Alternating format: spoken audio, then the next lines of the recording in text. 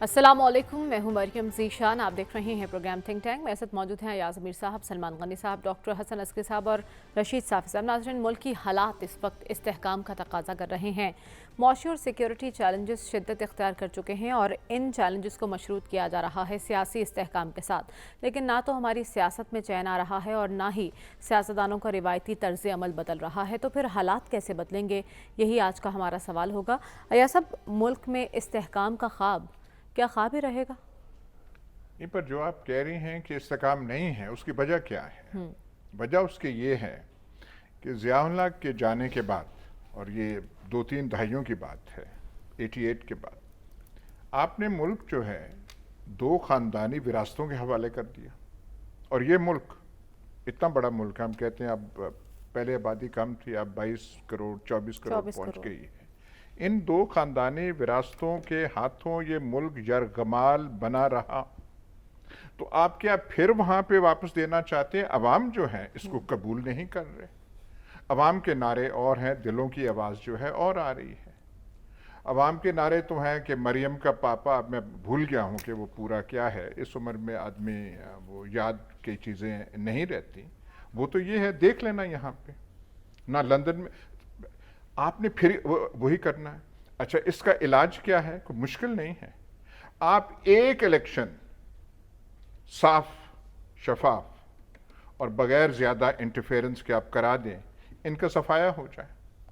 सिंध में थोड़ा मुश्किल हो क्योंकि वहाँ पे इतना चैलेंज नहीं है। ये पंजाब के जो सौदागर बने हुए हैं, जो ठेकेदार बने हुए हैं, इनको तो ऐसे ही यहाँ पे समझ आ जाए, सिर्फ आप इलेक्शन कराएं।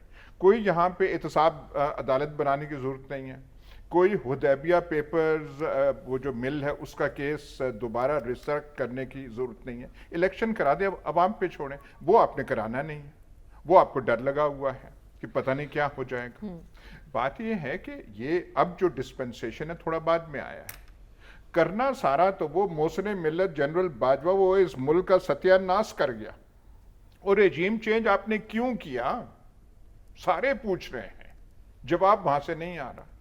आपने पाकिस्तान को अमेरिका के हाथों देना था, आपने पाकिस्तान को यूक्रेन की जंग में एक फरीक बनाना था, आपने जरिया पाकिस्तान को बनाना था कि यहां से आर्टिलरी शेल्स जो हैं यूक्रेन को, ये आप करना चाहते थे। जो हो रहा है, वो जो सारा डोनाल्ड लू क्या कह रहा था कि ये हमें आदमी पसंद नहीं है, इसको आप हटाएंगे तो ठीक होगा। और क्यों पसंद नहीं है? यहां पे कहानियां बनाई जाती हैं कि जो सीपैक वो लोग सीपैक रोकने वाले होते, अमेरिका ने उनको इक्तदार में 30 साल रखना था। अमेरिका को और चाहिए क्या? अमेरिका को तो चाइना का वो चैलेंज आपने करके यहां पे कर दिया, और जो हो गया हो गया। ठीक, सत्यानाश हो गया मुल्क का, 18 महीने में हो गया। आगे क्या करना है? आगे आप एक इलेक्शन कराएं, अवाम पे छोड़ें, और ये जो आप नाटक कर रहे हैं ये ना करें, हिम्मत अपनी थोड़ी रखें। पर आपने अगर दिल में जाती बुग्ज, जाती वो अना जो है वो डाली हुई है कि हमने इसको नहीं करना, इसको नहीं करना। ठीक है भाई, अकले कुल हमने इस मुल्क की तारीख में बहुत देखे हैं। अयूब खान अकले कुल थे, याया खान अकले कुल थे, ज़ियाउल हक अकले कुल थे। ज़ियाउल हक हमें 14 बार दोबारा मुसलमान बनाता गया, और कोई बात समझ नहीं आई। मुशर्रफ अकले कुल थे, और किस किस का नाम लें? सियासतदान, सियासतदान, उनकी अपनी गलतियां। ये 2 जो खानदान हैं, ये अपने आप को सियासतदान नहीं कहते। इन्होंने जो मुल्क को लूटा, खुली छुट्टी, ऐसे वो जो है एक डकैती मुल्क के साथ, वसाइल के साथ, आपको और भी मुल्कों में है, पर आपको कम ही नजीरें मिलेंगी। ज़ियाउल हक से लेके आज तक मैंने कितनी बार आपको याद करा, आप पैदा नहीं हुई थी, ये तब से इक्तदार में है। इनकी लूट मार तब से जारी है। आप माशाल्लाह जवानी की दहलीज पे आ गई हैं, इनकी लूट मार खत्म नहीं हुई। ये देखिए आपके सामने ये चीज है, इसको आप रिफ्यूट करें ना, या कहें कि मैं गलत कह रहा हूं। और ये कहना ओहो ये चोर थे तो वो भी चोर थे, ये तो कोई दलील ना हुई ना।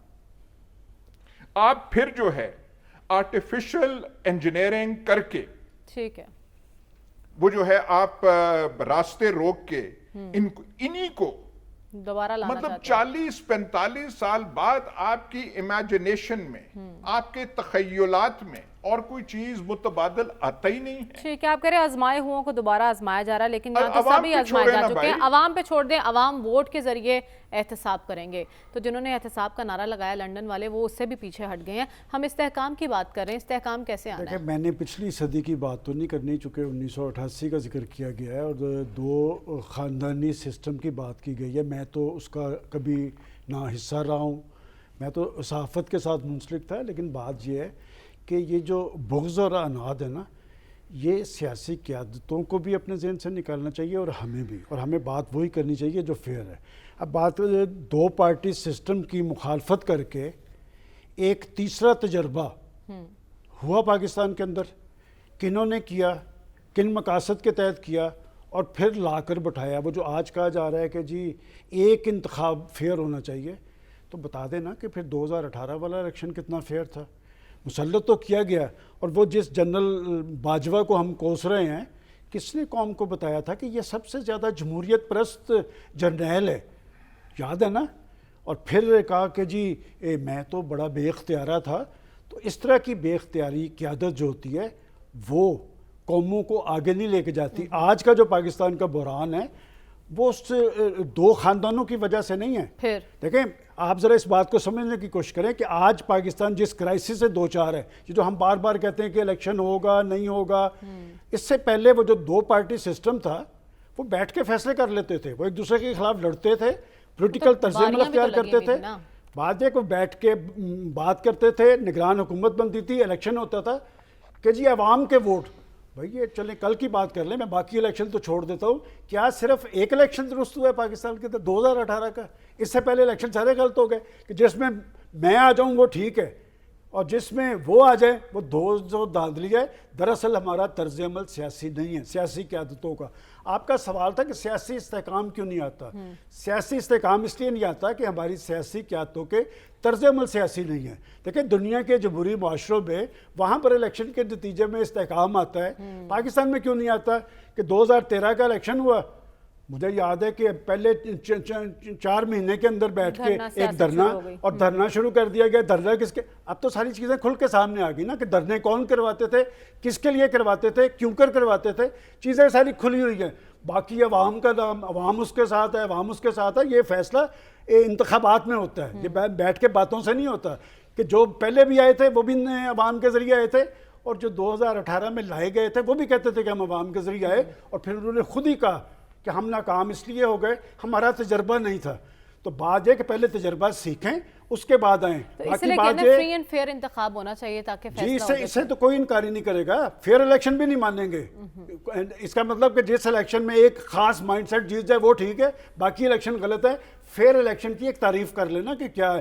میں سمجھتا ہوں کہ الیکشن کمیشن ان کی مشاورت میں تو وہ شامل ہو رہے ہیں، بھئی الیکشن لڑیں، مشکل صورتحال پارٹیوں پہ بھی آتی ہے، قیادتوں پہ بھی آتی ہے۔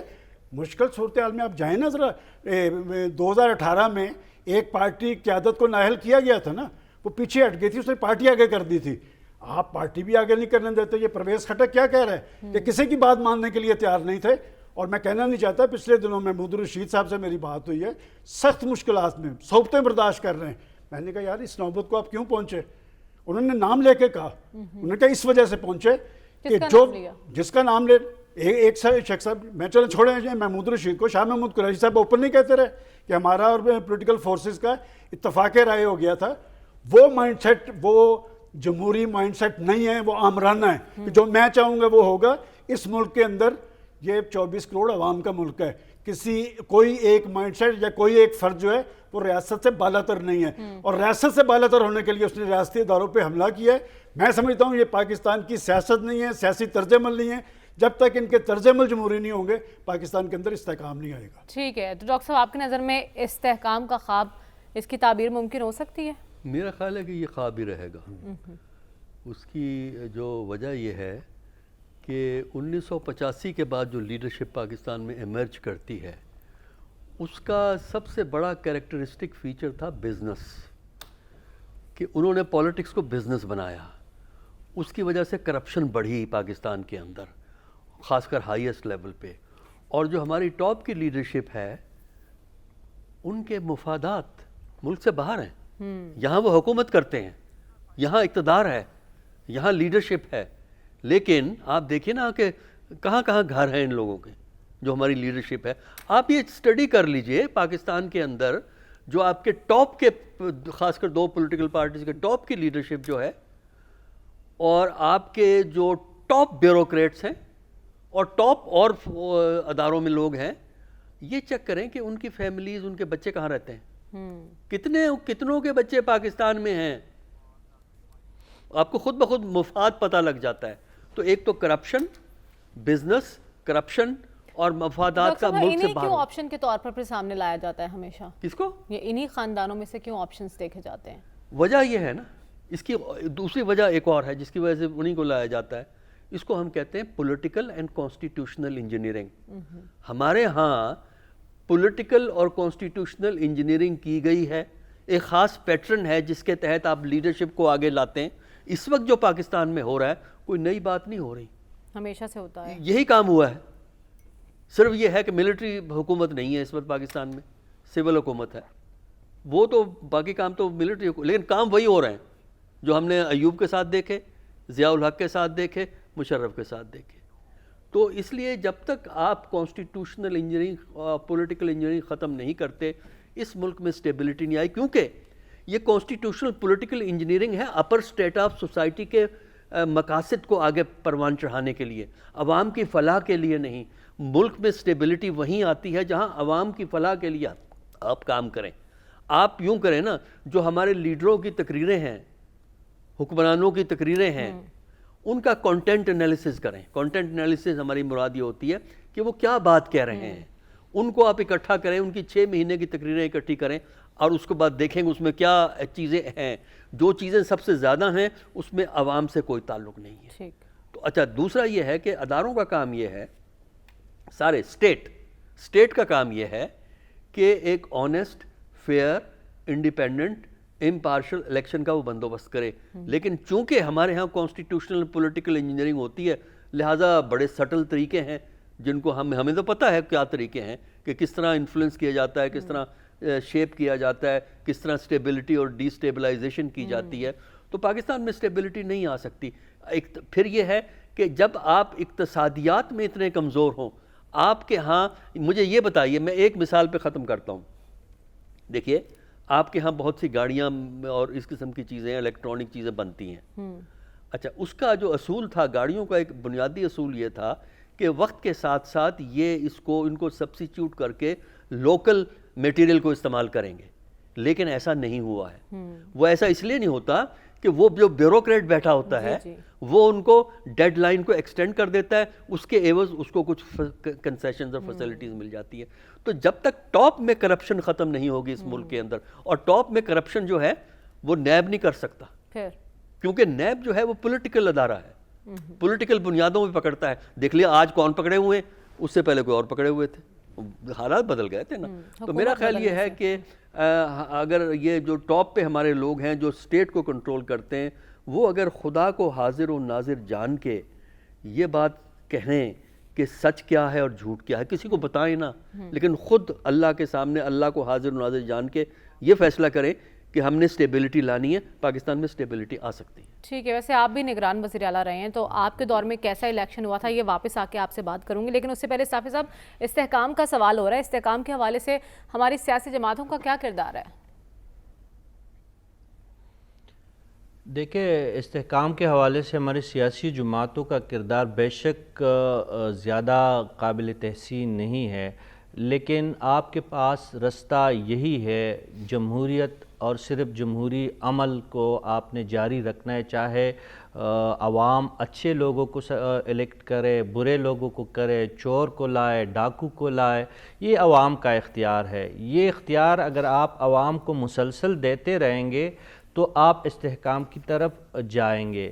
اگر آپ ان کا یہ حق چھینیں گے تو آپ اسی طرح عدم استحکام کا شکار رہیں گے. ابھی بات ہو رہی تھی سیاسی انجینئرنگ کی, اور آپ نے 2018 کا بھی ذکر کیا, سلمان صاحب بھی بات کر رہے تھے. یہ جنرل باجوہ صاحب بھی, بہت سارے لوگ اس وقت چیوہ جبیں ہیں ان کے خلاف بھی, لیکن کوئی تو یہ پوچھے نا کہ 2018 میں جو RTS بٹھایا گیا تھا اس کا کون ذمہ دار تھا؟ اگر اس وقت کی نگران حکومتیں تھی یا الیکشن کمیشن تھا یا ادارے تھے، تو ان کا بھی پھر اگر ایک بندہ اٹھ کے آج احتساب کی بات کر رہا ہے جو جمہوریت کے حساب سے شاید مجھے پسند نہ ہو، آپ کو پسند ہو یا کسی اور کو پسند ہو اور کسی اور کو ناپسند ہو، یہ ایک الگ کہانی ہے. لیکن آپ کو اگر جمہوری استحکام چاہیے تو پھر آپ نے پولیٹیکل انجینئرنگ کی ہر لیول پہ اور ہر سطح پہ آپ نے اس کی مذمت بھی کرنی ہے اور اس کا رستہ بھی روکنا ہے، اور ہم نے اپنے گریبانوں میں جانگ کے دیکھنا ہے اور پھر اپنی غلطیوں کا اعتراف بھی کرنا ہے. لیکن یہ مذمت کون کرے گا صاحب صاحب؟ ہم نے دیکھا کہ سیاستدان خود ہی اعلی کار بن جاتے ہیں. جی تو وہی تو میں کہہ رہا ہوں، یہ تو عوام ہی جب اگر انہی اعلیٰ کو وہ منتخب کرتے ہیں جمہوری انداز میں تو پھر عوام ہی بھگتتے ہیں نا، تو عوام کو بھگتنے دے. اس پہ میرا اور آپ کا تو کوئی یا کسی اور ادارے کا فرض یا ان کی ڈیوٹی یہ نہیں بنتی کہ میں چور ڈاکو کو اگر ووٹ دیتا ہوں اور وہ آ کے پھر مجھے لوٹتا ہے تو یہ میری غلطی ہے. اگر اچھے لوگوں کو ووٹ دوں گا تو وہ اچھا ہی کریں گے میرے ساتھ. اگر میں ہی برے لوگوں کو خود ہی منتخب کرنے کا رستہ دیتا ہوں تو وہ میری غلطی ہو جاتی ہے. لیکن یہ جمہوریت کی غلطی نہیں ہے، یہ ہم نہیں کہتے. یہ انسانی تاریخ جو 5000 سال کی جو تاریخ ہے اس کا یہ نچوڑ ہے کہ جمہوری نظام آئیڈیل نہ صحیح لیکن سب سے زیادہ قابل عمل نظام یہی ہے. 20ویں صدی میں فسطائیت اور جمہوریت کے جو علمبردار تھے ان کے درمیان جنگیں بھی ہوئی اور 10 کروڑ سے زیادہ انسان اس میں مارے گئے، لیکن آخر کار دنیا اس بات پہ متفق ہوئی کہ جمہوری نظام چاہے جیسا ہو وہ سب سے بہتر نظام ہے. آپ کو بھی اس طرف جانا ہوگا، پاکستان کو اپنے تجربے بند کرنے ہوں گے، آپ کو اپنے ہائبرڈ نظام جو بھی جس طریقے سے بھی آپ لاتے ہیں اس کے تجربات کا سلسلہ روکنا پڑے گا. یہاں پہ غلطی یہ ہوتی ہے اگر میری مرضی کا کوئی ہائبرڈ نظام آتا ہے تو پھر میں آنکھیں بھی موند لیتا ہوں اور اس کی میں جے جے کرنا بھی شروع کرتا ہوں. لیکن اگر میری مرضی کے خلاف کوئی قدم اٹھایا جاتا ہے، چاہے وہ ہائبرڈ نظام لانے کے حوالے سے ہو یا جمہوری انداز میں وہ بات کی جاتی ہو، تو وہ پھر مجھے برا لگتا ہے. ہم نے اچھے اور برے کی تمیز کرنی ہے اور جمہوریت کو چلتے رہنے دینا ہے. اس میں چور آتے ہیں، اچکے آتے ہیں، اچھے آتے ہیں، برے آتے ہیں. وہ کسی اور ادارے کا کام نہیں ہے کہ اس کا رستہ روکے. آپ کہہ رہے ہیں تجربات کا سلسلہ اب بند ہو جانا چاہیے اگر ہمیں استحکام کی جانب بڑھنا ہے. لیکن اس سے پہلے بات ہو رہی تھی، ایاز صاحب بات کر رہے تھے کہ استحکام کیوں نہیں ہے، اس کی وجوہات میں شامل ہے 2 خاندانوں کی اجارہ داری اور موروثی سیاست. لیکن ایاز صاحب گزشتہ کئی دنوں سے پاکستان میں ایک نئی سیاسی جماعت کے حوالے سے بڑی بحث ہو رہی ہے اور شاہد خاقان عباسی، مفتاح اسماعیل، مصطفیٰ نواز کھوکر اس حوالے سے کافی متحرک دکھائی دے رہے ہیں. تو آپ کو لگتا ہے کہ ایک نئی سیاسی جماعت کے پاس مسائل کا حل موجود ہوگا؟ کوئی بھی پیراشوٹ کر کے آ جائے کوئی ہمیں اعتراض نہیں ہے. ایک چھوڑ کے 6 اور نئی پارٹیز بن جائیں، ان میں جو بھی آپ نے کرنا ہے آپ انہیں میدان میں لائیں. ہم ایک پولیٹیکل سائنس کے سیمینار میں نہیں بیٹھے ہوئے، ہمیں ایک پریکٹیکل پرابلم درپیش ہے. پاکستان کی تباہی کا منظر، پاکستان کی تباہی کی بات جو ہے یہ کوئی میٹافر اب نہیں رہا، کوئی اصطلاح نہیں رہی، ہمارے سامنے ہے. اکنامکلی، سیاسی طور پہ اور سیکیورٹی کے حوالے سے یہ ہمارے سامنے ہے، روز کی بات ہے. اس سے نکلنا کیسا ہے؟ ایک تو مجھے یہ نہیں سمجھ آتی، ڈیموکریسی میں فیصلہ کس نے کرنا ہے؟ بیلٹ باکس نے کرنا ہے. اور بیلٹ باکس کی اور عوام کی بات آپ کو تکلیف کیوں ہوتی ہے اتنی؟ آپ کو ڈر ہے اس سے کہ آپ کو چھتر پڑیں گے؟ بھائی عوام جس کو چھتر مارتی ہے مارنے دے نا. اقتدار میں رہے ہیں آپ، بیلٹ باکس کے ذریعے رہے ہوں گے، پولیٹیکل انجینئرنگ کے رہے ہو گیا نا. اب کیا کرنا ہے؟ ہم ایک کرائسس میں پھنسے ہوئے ہیں، ہم ایک دلدل میں پھنسے ہوئے ہیں. وہ جو بیل گاڑی ہوتی ہے جب وہ دلدل ہوتی ہے اس میں پہیے پھنسے ہوئے، نکالنا کیسے ہے؟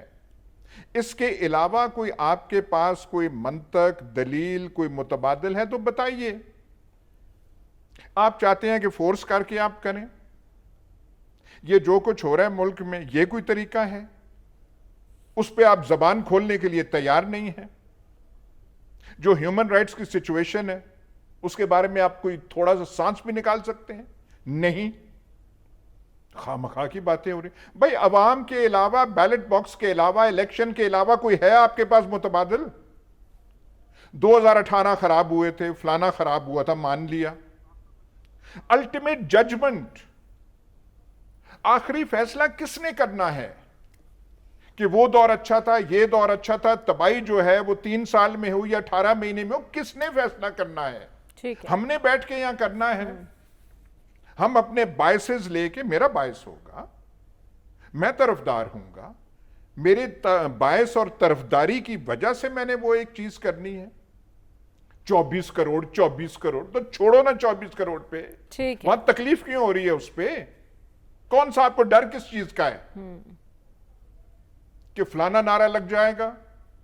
وہ حالت ہو جائے گی جو ضمنی انتخاب میں پنجاب کا ہوا تھا، جب ساری ریاضی اور میتھمیٹکس اور ارتمیٹک الٹی کے ایسے ہو گئی تھی. وہ آپ کو ڈر ہے؟ ٹھیک ہے. آپ کہہ رہے ہیں یہ عوام پر فیصلہ چھوڑ دینا چاہیے. چھوڑیں. فیصلہ عوام پر چھوڑے تو اس کے لیے عوام کے پاس آپشنز کیا کیا ہیں، اور نئی سیاسی جماعت کا آپشن اس کی باز گشت کیا یہ متبادل کے طور پر سامنے آ سکتے ہیں؟ دیکھیں 2 باتیں ہیں. ایک تو وہ جو پریکٹیکل پرابلمز کی بات کی گئی ہے اور جو زمینی حقائق ہیں. پہلے آپ مرض کی تشخیص تو کر لیں کہ یہاں تک ہم پہنچے کیوں ہیں. کہ اگر ہمارے اپنے باعث ہیں اور ہم بیٹھ کر یہاں پر کسی کی طرفداری کر رہے ہیں تو وہ دیکھنے والے دیکھ رہے ہیں کہ ہم کل کیا کہتے تھے، ہم آج کیا کہتے ہیں. اور بات یہ کہ اگر پاکستان نے آگے کی طرف جانا ہے تو سب نے اپنی اپنی ذمہ داری ادا کرنی ہے. نئی سیاسی جماعتوں کی جن کی آپ بات کر رہے ہیں، میں نہیں سمجھتا کہ شاہد خاقان عباسی یا مفتاح یا وہ کھوکھر صاحب وہ سیاسی جماعت بنانے کی پوزیشن میں ہیں. اچھا. بات یہ کہ سیاسی جماعت بنانی اور چلانی بہت مشکل کام ہے.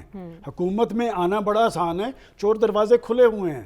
آپ اپنی خدمات سیاسی جماعتوں کو پیش کریں، اس کے بعد وہ آپ کو اپنے تھنک ٹینکس پہ رکھ لیں گے، چھوٹا موٹا آپ کو عہدہ دے دیں گے، اور پھر ہم بیٹھ کے ان کو ہر جگہ پہ بیٹھ کے ان کی طرفداری کریں گے. یہ طرز عمل درست نہیں ہے. یہ جرنلسٹوں کا بھی درست نہیں ہے، یہ تجزیہ کاروں کا بھی درست نہیں ہے، اور یہ سیاستدانوں کا بھی. دیکھیں سیاست پاکستان کے ساتھ مشروط ہے. پاکستان ہے تو سیاست ہے اور جمہوریت ہے. میں بار بار ایک بات کہہ رہا ہوں، میں تو نہیں کسی کی طرفداری کہتا، میں تو کہتا ہوں کہ جناب پچھلے 5 سال میں ساری پولیٹیکل پارٹیز اقتدار میں رہی ہیں. مجھے بتائیں کہ کس نے کوئی کمی چھوڑی ہے، اور یہ بھی مجھے بتا دیں کہ پاکستان کے 24 کروڑ عوام کا درد محسوس کرتا ہوں، اور دوسری جانب سے کہا جاتا ہے عوام اس کے ساتھ ہیں. بھئی عوام کا فیصلہ تو انتخابات میں آئے گا، پرچی سے پتہ چلے گا.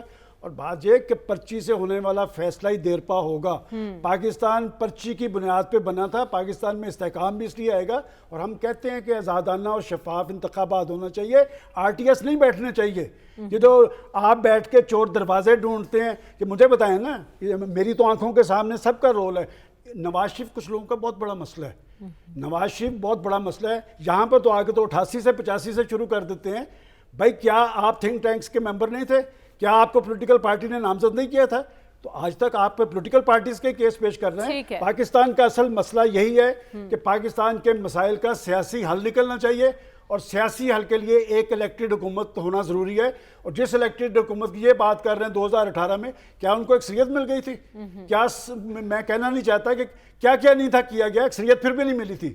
جو جعلی کام ہوتا ہے وہ جعلی کام ہی ہوتا ہے، وہ زیادہ دیر چلتا نہیں ہے. تو لہٰذا میں سمجھتا ہوں آج کی بڑی ضرورت یہ ہے کہ پاکستان کے اندر فیئر الیکشن ہونا چاہیے. الیکشن کمیشن اپنی ذمہ داری پوری کر رہا ہے. کیا پاکستان کی پولیٹیکل پارٹیز اور پولیٹیکل لیڈرشپ اس حوالے سے سنجیدہ ہے؟ وقت کی ضرورت، صاف اور شفاف انتخابات ہیں. لیکن ڈاکٹر صاحب متبادل کی بات ہو رہی ہے. ہم نے دیکھا کہ استحکام پاکستان پارٹی بھی منظر عام پر آئی، لیکن وہ ویسے ٹیک آف نہیں کر سکی. اب ایک اور نئی سیاسی جماعت کی بازگشت ہے. کتنی صداقت ہے اس میں، اور کیا عوام میں پذیرائی مل سکتی ہے ایسی جماعتوں کو؟ دیکھیں پارٹی بنانے میں تو کوئی مسئلہ نہیں. آپ 5 سٹار ہوٹل میں ایک ریسیپشن دے دیں، میڈیا کو اکٹھا کر لیں اور پارٹی کا اعلان کر دیں. 181 رجسٹرڈ پارٹیز ہیں. اچھا وہ تو کوئی مسئلہ نہیں ہے پارٹی بنانے کا. لیکن آپ ہسٹری تو اٹھائیں نا پاکستان میں پولیٹیکل پارٹیز کی. مدتیں لگ جاتی ہیں کسی پارٹی کو سٹارٹ ہو کر اوپر آنے تک. یہ کوئی 2 مہینے یا 6 مہینے کا نہیں ہے کہ اب اگر پارٹی بنا لے کوئی اور وہ جنوری یا فروری مارچ جب بھی الیکشن ہوگا اس میں وہ لیڈ کر جائے گا. وہ نہیں ہو سکتا. اس لیے کہ آپ کو اپنے لیے سپیس کریٹ کرنی ہوتی ہے, پولیٹیکل سپیس کریٹ کرنی ہوتی ہے. اور اس کے لیے اس وقت پولیٹیکل پارٹیز کا مسئلہ یہ ہے کہ ان کے پروگرام جو ہیں نا وہ ایک دوسرے سے ملتے جلتے ہیں. کوئی خاص چیز ہمیں فرق نظر نہیں آتا, تھوڑا سا ایمفسس میں فرق ہوتا ہے, ترجیحات میں تھوڑا بہت فرق ہے. تو اس کی وجہ سے کوئی بھی ہمیں کوئی کانکریٹ پرپوزل دینے کو تیار نہیں ہے. تنقید کر سکتے ہیں کہ فلاں حکومت میں یہ خرابی تھی, فلاں میں یہ خرابی تھی, فلاں میں یہ خرابی تھی. تو سوال یہ ہے کہ اگر وہ خرابیاں تھیں وہ دور کیوں نہیں ہوتی؟ اور اس کی وجہ یہ ہے کہ ہمارے ہاں پولیٹکس جو ہے وہ اتنی محدود اور امیڈیٹ انٹرسٹ کے حوالے سے ہو گئی ہے. ہمارے ہاں سیاستدان ہیں, اسٹیٹس مین نہیں ہیں. اسٹیٹس مین وہ ہوتا ہے جو کہ ایک لانگ ٹرم پرسپیکٹو کے ساتھ قومی مفاد کو سامنے رکھتا ہے. اور جو عام سیاستدان ہوتا ہے اسے امیڈیٹ ضرورت ہے, اس کو فوری طور پہ الیکٹ ہونا ہے, اس نے کوئی زمین ٹھیکے کی, سرکاری زمین ٹھیکے پہ لینی ہے, کچھ اور کام اپنے کروانے ہیں. تو جب اگر ساری کی ساری پولیٹکس آپ کی امیڈیٹ گینز پہ ہے, آپ یہ دیکھیے نا اسمبلی کے جو ممبران ہیں ان کو یہ جو کانسیپٹ چلا تھا, یہ جو ہے 80s کے اندر چلا تھا کہ یہ ڈیولپمنٹ فنڈ ممبرز کو الوکیٹ کیا جائے. یہ ایک عجیب طریقہ ہے کہ آپ لوکل گورنمنٹ کے تھرو نہیں آپ ڈیولپمنٹ کام کروانا چاہتے, آپ پارلیمنٹیرین کے ذریعے کروانا چاہتے ہیں کیونکہ ان کو خوش کر کے ان کا ووٹ لینا ہے. یعنی اگر آپ پیسے دے دیں, ڈیولپمنٹ فنڈ تقسیم کر دیں تو ٹھیک ہے. تو اگر پولیٹکس کی بنیاد کرپشن ہے تو بجلی بھی مہنگی ہوگی, کیونکہ فائدے بڑے لوگوں کے لیے ہوں گے, چھوٹے لوگوں کے لیے بجلی مہنگی ہوگی, پانی بھی مہنگا ہوگا, ہر چیز جو ہے زندگی مشکل ہو جاتی ہے. تو جب تک آپ یہ نہیں دیکھتے کہ آپ کو ایک لانگ ٹرم ملکی مفاد سامنے رکھنا ہے اور عوام کی فلاح کو آپ نے سامنے رکھنا ہے, اس وقت تک میرا خیال, اور یہ تھنکنگ اس وقت لیڈروں میں نہیں بنائی جاتی. صافی صاحب, آپ اسلام آباد میں بیٹھے ہیں, یہاں نئی سیاسی جماعت کے حوالے سے کیا چہمگوئیاں ہیں؟ دیکھیں, اگر پارٹیاں اس قسم کی پارٹیاں جو بنتی ہے, اگر شاہد حقان عباسی صاحب اور مصطفیٰ نواز کھوکھر صاحب اور مفتاح اسماعیل صاحب باپ کی طرز پہ کوئی پارٹی بنانا چاہتے ہیں تو جو تخلیق کار ہے اگر وہ پارٹی کرنے کے شوق میں ہوئے تو ان کی پارٹی ہو جائے گی اور بھرپور قسم کی پارٹی ہو جائے گی. لیکن اگر وہ پہلے سے ایک پارٹی کو جو وہ بنا چکے ہیں, ان کو چیئرمین سینٹ بھی ان کو دینا پڑا, پرائم منسٹر بھی نگران ان کا بنانا پڑا, وزیر داخلہ بھی ان کا, میں عہدے اگر گنوانا شروع کر دوں آپ کا ٹائم ہی ختم ہو جائے. اگر وہ پارٹی ابھی تک ان سے نہیں سنبھالی جاتی ہے اور ان کے بھی کافی ساری لوگ ابھی ناراض بیٹھے ہیں, تو دوسری نئی جماعت بنانے کا تو مجھے کوئی منطق سمجھ نہیں آتی. جو تخلیق کاروں کے ذریعے اگر یہ پارٹی بن رہی ہے تو وہ تو ایک الگ کہانی ہو جائے گی. اگر عباسی صاحب اور کھوکھر صاحب اور مفتاح اسماعیل صاحب کو کوئی نیا شوق چرایا ہے, کوئی وہ ایک اپنے طور پہ سب چیزیں کر رہے ہیں, تو پھر یہ بہت صبر آزما کام ہوگا. بڑے بڑے لیڈر یہاں پہ ناکام ہو چکے ہیں جن کے پشت پہ بہت بڑی, اب دیکھیں جماعت اسلامی کی مثال ہمارے سامنے ہے, ایک پرانی جماعت ہے, پورے پاکستان میں ان کی تنظیم موجود ہے, لیکن وہ پارلیمانی سیاست میں ہمیشہ ناکام رہتی ہے. اسی طرح میں باقی بھی بہت ساری جماعتیں موجود ہے, ہمارے سامنے اصغر خان کی مثال موجود ہے, وہ بھی بہت پاپولر تھے, ان کے ساتھ لوگ بھی سڑکوں پہ نکل آئے تھے, لیکن پھر وہ پارلیمان میں وہ پذیرائی ان کو نصیب نہیں ہوئی ہے. اور شاہد حقان عباسی صاحب تو خود کہتے ہیں کہ جب وہ وزیر اعظم تھے تو کئی فیصلے ان سے کروائے گئے اور کہیں اور سے فیصلے ہوتے رہے. تو ایسے میں ان حالات میں جب حالات اتنی زیادہ درجہ حرارت بڑھا ہوا ہے, نواز شریف صاحب جو ہے وہ پاکستان آ رہے ہیں, ایک بڑے لیڈر وہ جیل میں ہے, مقدمات بن رہے ہیں, نیب کے مقدمے جو ہے وہ قائم ہو رہے ہیں, ایسے میں پھر ایک نئی جماعت کا وجود میں آنا اور اس کو پھر کلک کر جانا, وہ میرے لیے بہت تعجب کی بات ہوگی. کوئی معجزہ ہو جائے کہ آشیرواد کے بغیر آنے والے انتخابات سے پہلے پارٹی بھی بن جائے اور وہ پارٹی پھر ڈیلیور بھی کرے. ٹھیک ہے, فی الحال آپ کو ایسا ہوتا دکھائی نہیں دے رہا. ہمیں پروگرام میں آگے بڑھنا ہے اور بات کرنی ہے بلوچستان دشمن کا ٹارگٹ کیوں ہے. نگران وزیر داخلہ سرفراز بگٹی صاحب نے آج اس حوالے سے بات کی ہے, اسی پر ہم بات کریں گے اس بریک کے بعد. Stay with us.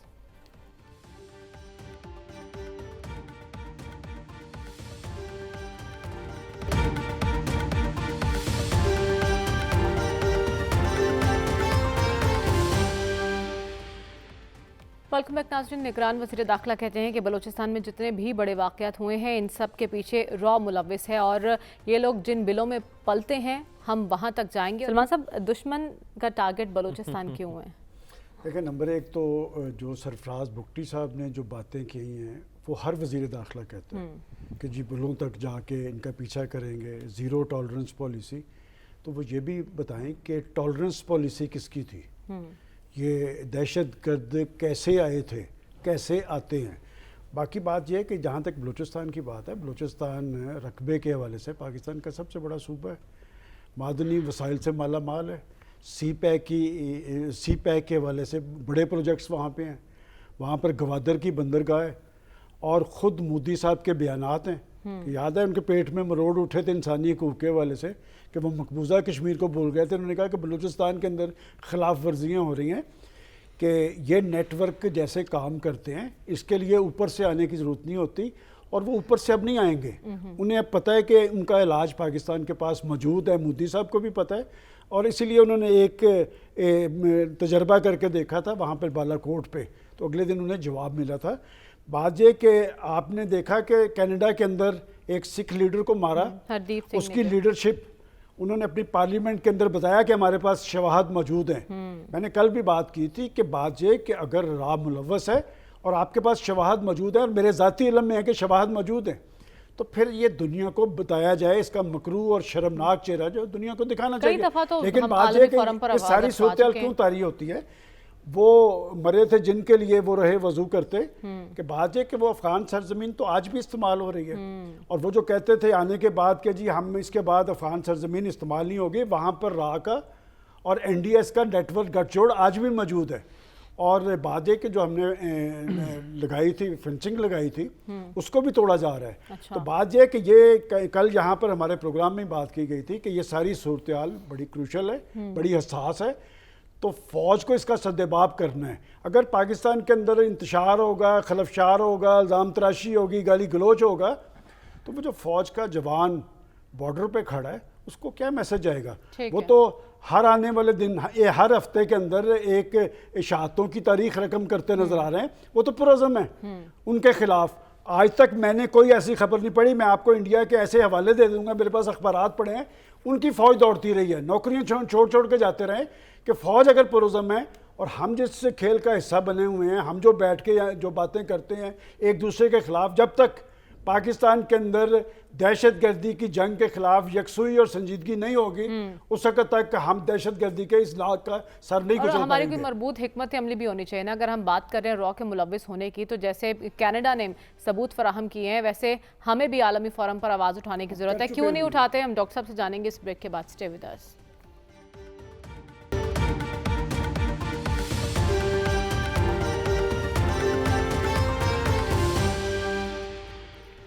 Welcome back नाज़रीन। डॉक्टर साहब, ऐसा पहली बार नहीं हुआ कि रॉ का नाम सामने आ रहा है, इससे पहले भी हम आलमी फोरम पर भी डोजियर्स जमा करवा चुके हैं, लेकिन हमारी सुनवाई क्यों नहीं हुई? देखिए, आलमी सतह पर सिर्फ डोसियर जमा करवाना काफ़ी नहीं, पाकिस्तान ने इससे पहले करवाए हैं, UN में भी करवाए हैं, सिक्योरिटी काउंसिल को भी दिए हैं, लेकिन उसका कोई इतना ज़्यादा हमें असर नज़र नहीं आता। अब जो चीज़ समझने की बात है कि जो मुल्क आपका मुखालिफ होता है, बदख्वाह होता है आपका, वो आमतौर पर आपके मुल्क के अंदर जो तज़ादात होते हैं उनको अपने फ़ायदे के लिए इस्तेमाल करता है। और हिंदुस्तान इस किस्म की कार्रवाइयाँ पहले भी करता था और अब भी इसकी हम पॉसिबिलिटी को रूल आउट नहीं करते, क्योंकि आजकल के दौर में ये एक स्टैंडर्ड तरीका है कि आपने मुखालिफ मुल्क को आप ख़राब करेंगे फ़ौज मूव किए बगैर। ये एक तरीका कार होता है और उसमें होता यह है कि जहाँ अदम वाबस्तगी के रुझानात हों जिन इलाकों में, और दूर दराज के इलाके हों और जो अंडर डेवलप्ड इलाके हों, उनको आप टारगेट करते हैं। और टारगेट करने का तरीका होता है किसी नेबरिंग, अगर तो नेबरिंग स्टेट है फिर तो बहुत आसान है, लेकिन बलूचिस्तान चूँकि नेबरिंग नहीं है इंडिया का, तो और तरीके हैं, आप पेनिट्रेट कर सकते हैं। पैसा आजकल दुनिया में कहीं भी दिया जा सकता है, दुबई में दे दो, लंदन में दे दो, पैसा दिया जा सकता है। लेकिन एक चीज़ का ख्याल रखें कि जो बाहर की जो एजेंसीज होती हैं, या फंडिंग प्रोवाइड करती हैं, या वेपन प्रोवाइड करती हैं, या गाइडेंस प्रोवाइड करती हैं, लेकिन एक्चुअल जो ह्यूमन पावर होती है वो 90% से ज़्यादा آپ کی اپنی ہوتی ہے. سہولت کاری. آپ نے بلوچستان میں دیکھا یا تو وہ پاکستانی ہیں یا وہ افغانی ہیں جو وہاں کارروائی کر رہے ہیں دہشت گردی کی. تو میرا خیال یہ ہے کہ اسٹیٹمنٹ کی بجائے دو قسم کے اقدامات کی ضرورت ہے. ایک تو یہ ہے کہ اسٹرانگ انٹیلیجنس کے ذریعے آپ اس قسم کے لوگوں کو, اس قسم کے گروپس کو پکڑیے, نمبر 1. نمبر 2, جو بلوچستان کا سب سے بڑا مسئلہ ہے وہ غربت کا مسئلہ ہے اور بنیادی سہولتوں کا فقدان ہے وہاں پہ. تھوڑا سا اس کی اکنامک ڈائمنشن پہ بھی غور کیجئے. اس سے کہا جاتا ہے جی کہ اس کے پاس بڑی معدنیات ہیں, لیکن ہمیں تو کوئی معدنیات ابھی تک نظر نہیں آئی, کوئی ہمیں آمدنی اس کی نظر نہیں آئی. ریکارڈک میں کام ہو رہا ہے, دیکھیں کیا بنتا ہے. تو جب تک اس کا ایک اقتصادی پہلو ہے, ایک اسٹریٹجک پہلو ہے, اور ایک ہے بین الاقوامی سطح پہ. بین الاقوامی سطح پہ آپ اپنے کیس کو اس وقت پریزنٹ کریں گے سکسیسفلی جب اکنامک ایشوز کو آپ ایڈریس کریں گے. تینوں پہلوؤں کو سامنے رکھتے ہوئے آپ کو ایک حکمت عملی بنانے کی ضرورت ہے. صافی صاحب, وزیر داخلہ صاحب نے کہا ہے کہ ان کے بل کہاں پر موجود ہیں, کہاں پر یہ پناہ لیتے ہیں, ہمیں سب معلوم ہے. اشارہ کس طرف ہے ان کا؟ دیکھیے سرفراز بگٹی صاحب 1 درجن سے زائد مرتبہ اللہ نے ان کو زندگی دی ہے اور انہی دہشت گردوں کے حملے میں وہ زندہ بچے ہیں, اس لیے وہ جانتے ہیں بہت کچھ بلوچستان کے حوالے سے, کیونکہ باسی ہے وہاں پہ.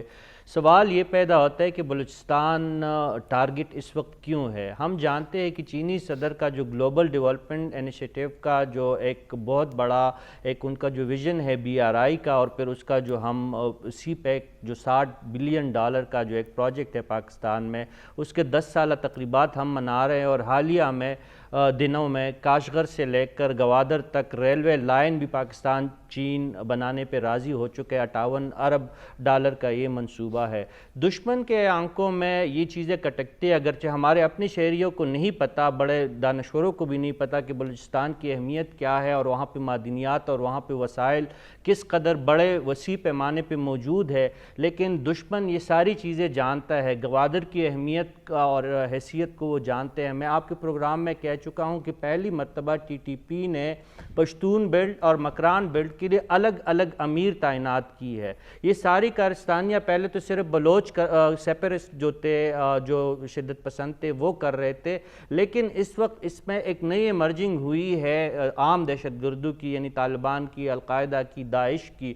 یہ تمام خطرات اس لیے ہے کہ بلوچستان ہمارا حساس اور نسبتاً کمزور سیکیورٹی کے اعتبار سے کمزور ایریا ہے, اس لیے وہاں پہ زیادہ کارروائیاں ہو رہی ہے. اس کے لیے زیادہ محنت کی ضرورت ہوگی, ہمیں سیکیورٹی ایجنسیز کو زیادہ متحرک کرنا ہوگا, انٹیلیجنس بیس آپریشن کرنے پڑیں گے, اور ہمیں ان مسائل کو سمجھنا ہوگا کہ یہ بلوچستان کو اٹیک کیوں کر رہے ہیں. کیونکہ وہ پاکستان اگر گوادر آگے بڑھا اور یہ پورٹ بنا تو یہ جو چین کا شہر ہے, سرحدی شہر, ساحلی شہر, شینجن کے مقابلے کا شہر ہے. وہ بھی شینجن جو ہے ہانگ کانگ کے بارڈر کے ساتھ واقعہ, وہ بھی چین کا پہلا جو تھا اکنامک زون تھا, اور یہ بھی ہمارے اکنامک زونز کے حوالے سے انتہائی اہمیت کا حامل پورٹ ثابت ہو سکتا ہے. اور اس سے منسلک جو اکنامک زونز ہے, جو باقی سرگرمیاں ہیں, وہ بہت اہمیت کے حامل ہے.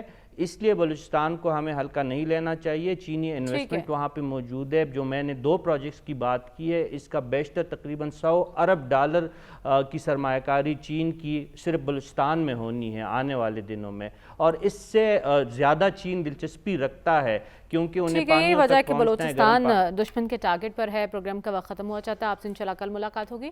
اللہ حافظ.